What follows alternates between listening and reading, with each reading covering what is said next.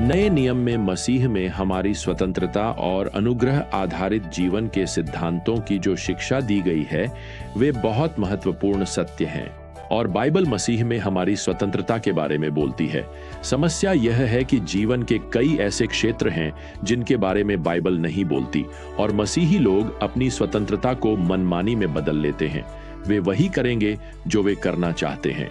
कुछ मसीही लोग अपनी स्वतंत्रता का उपयोग ऐसे करते हैं जैसे अस्तबल के दरवाजे खोल दिए गए हों और अब चारों ओर खुला मैदान है, वे दौड़ पड़े हैं। तो इस भगदड़ को थोड़ा रोकिए प्रियजनों।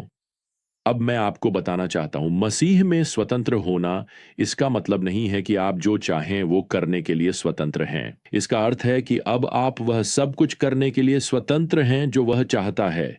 अब तक रोमियो 14 में हमारे ज्ञान की यात्रा के दौरान पौलुस ने हमें यह चुनौती दी है कि हम कम परिपक्व या नए विश्वासियों के प्रति सावधान रहें, जो हमारी जीवन शैली और हमारे द्वारा लिए जा रहे निर्णयों को देख रहे हैं, और हमने इसे सुरक्षा का सिद्धांत कहा है।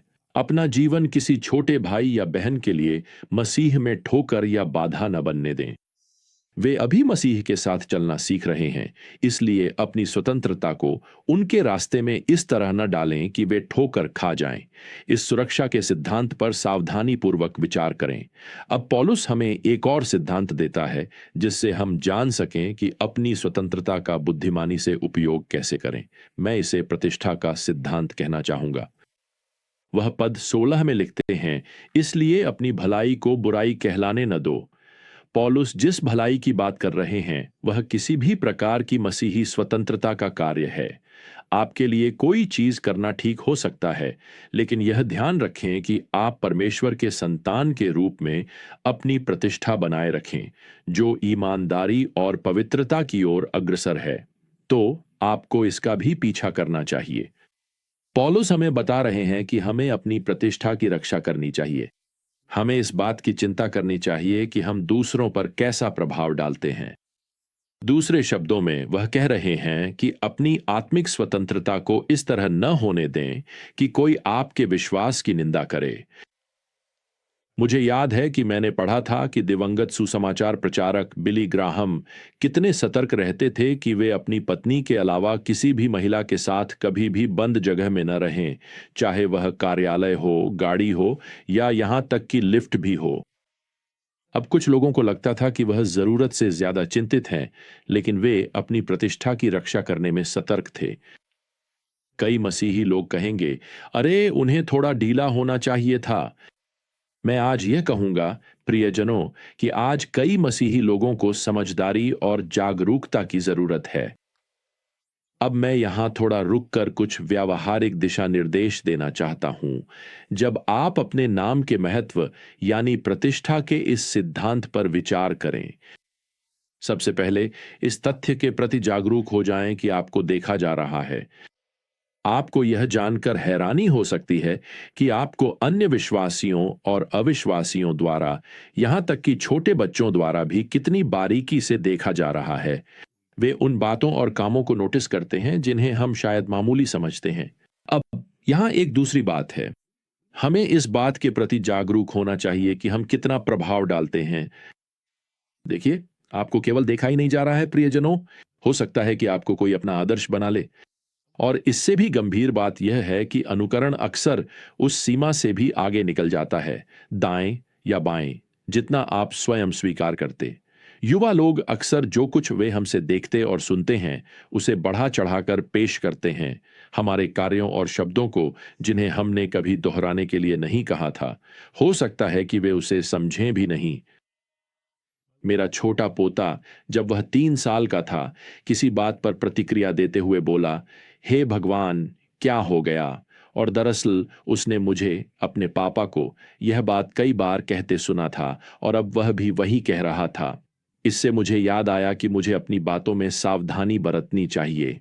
अब तीसरी बात, एक मसीही के रूप में अपनी प्राथमिकताओं के प्रति जागरूक हो जाइए। पौलुस यहाँ 17वीं आयत में लिखते हैं, क्योंकि परमेश्वर का राज्य खाना पीना नहीं, बल्कि धर्म, शांति और पवित्र आत्मा में आनंद है। दूसरे शब्दों में, परमेश्वर का राज्य उन लोगों से नहीं पहचाना जाता था जो पौलुस के समय में मूर्तियों को चढ़ाए गए मांस को नहीं खाते थे या पहले मूर्तियों को चढ़ाई गई कोई चीज नहीं पीते थे। नहीं, परमेश्वर का राज्य उन लोगों के द्वारा अच्छी तरह से दर्शाया जाता है जो अपने जीवन में पवित्र आत्मा से उत्पन्न शुद्धता, शांति और आनंद को प्रकट करते हैं। यही तरीका है जिससे हम परमेश्वर के राज्य का प्रतिनिधित्व करते हैं। हमें जिन सवालों के जवाब देने हैं वे ये हैं, हम अपने नाम और अपनी प्रतिष्ठा के साथ क्या जोड़ना चाहते हैं, लेकिन यहां तक कि यह भी, क्या यह वास्तव में यीशु मसीह की प्रतिष्ठा में मदद करता है। 19वीं सदी के प्रसिद्ध ब्रिटिश प्रचारक चार्ल्स स्पर्जन अपने सिगार पीने के लिए जाने जाते थे। यह उस समय की बात है जब चिकित्सा जगत को इसके खतरों के बारे में जानकारी नहीं थी। असल में उस समय इसे एक आरामदायक अभ्यास के रूप में प्रचारित किया जाता था। स्पर्जन ने अपनी स्वतंत्रता का बचाव किया कि वे ऐसा कर सकते हैं, लेकिन एक दोपहर उन्होंने अचानक ही सिगार पीना छोड़ दिया। क्यों? क्योंकि उन्होंने एक बिलबोर्ड देखा जिसमें सिगार के डिब्बे के साथ यह कैप्शन लिखा था, ये वे सिगार हैं जिन्हें चार्ल्स स्पर्जन पीते हैं।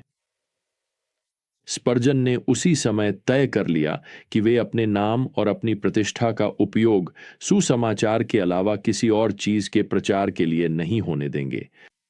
इसलिए उन सिगारों को छोड़ना ही पड़ा। अब रोमियो की पुस्तक में पौलुस अक्सर इन 3 शब्दों का एक साथ उपयोग करता है, धर्म, शांति और आनंद। ये शब्द सच कहें तो गहरे धार्मिक सत्य से भरे हुए हैं, लेकिन यहां 17वें पद में पौलुस इनके धार्मिक सत्य पर नहीं बल्कि इनके व्यावहारिक सत्य पर जोर दे रहे हैं। और हम यह देख सकते हैं कि वे 18वें पद में क्या कहते हैं, जो इस प्रकार मसीह की सेवा करता है वह परमेश्वर को स्वीकार्य है और मनुष्यों द्वारा अनुमोदित है। अब पौलुस यहां आपके मसीह में परिवर्तन की बात नहीं कर रहे हैं, वे मसीह के समान आपके चरित्र की बात कर रहे हैं। हमें इन 3 बातों से पहचाना जाना चाहिए, पवित्रता, शांति और आनंद।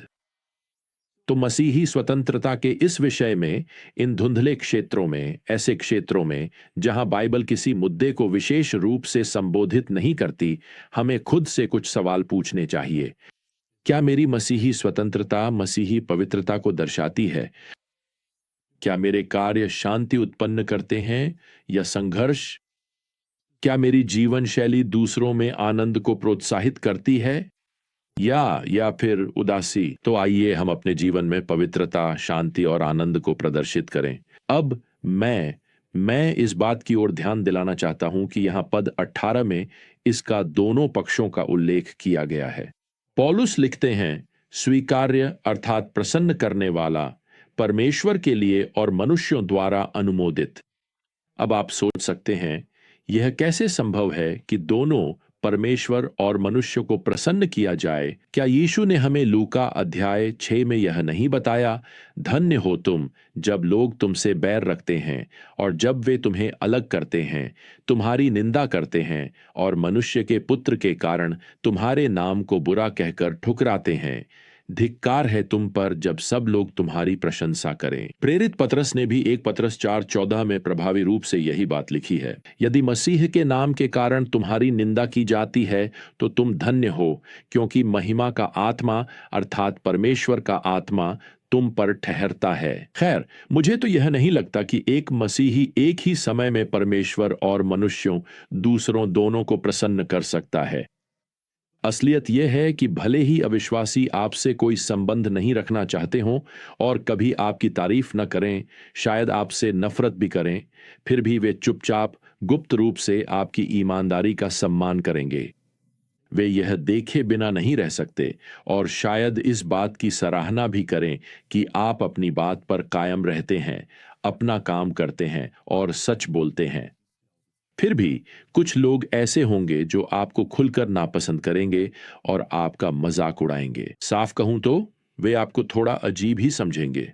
मुझे डोनाल्ड ग्रे बार्नहाउस का इस विषय पर दृष्टिकोण पसंद है। उन्होंने इसे इस तरह कहा, अगर कोई भी आपको अजीब नहीं समझता तो शायद आप अच्छे मसीही नहीं हैं। हालांकि दूसरी ओर, अगर हर कोई आपको अजीब समझता है तो शायद आप अच्छे मसीही भी नहीं हैं। देखिए, जब आपका जीवन पवित्रता, शांति और आनंद से भरा होता है तो आपके पास यीशु मसीह के नाम और उद्देश्य के लिए एक सच्ची गवाही होती है, चाहे लोग आपके बारे में कुछ भी कहें। और यही पौलुस लिखते हैं परमेश्वर को प्रसन्न करता है। प्रियजनों, जब हम यह तय करते हैं कि हमें कौन सी बातें करनी हैं और कौन सी नहीं, तो आइए अब तक पौलुस ने जो सिद्धांत हमें दिए हैं उन्हें ध्यान में रखें। ये रहे वे सिद्धांत एक बार फिर। सुरक्षा के सिद्धांत को नजरअंदाज न करें और प्रतिष्ठा के सिद्धांत को कम मत आंकें। अगर आप इन दोनों सिद्धांतों को ध्यान में रखते हैं तो जीवन के कुछ ऐसे धुंधले मुद्दों पर निर्णय लेना आपके लिए थोड़ा आसान हो सकता है कि मसीह के साथ चलते हुए आपको क्या करना चाहिए। तो जब तक हम अगली बार विजडम जर्नी में साथ नहीं मिलते, प्रियजनों, प्रभु यीशु मसीह का अनुग्रह, परमेश्वर का प्रेम और पवित्र आत्मा की संगति आप सभी के साथ बनी रहे। आमीन।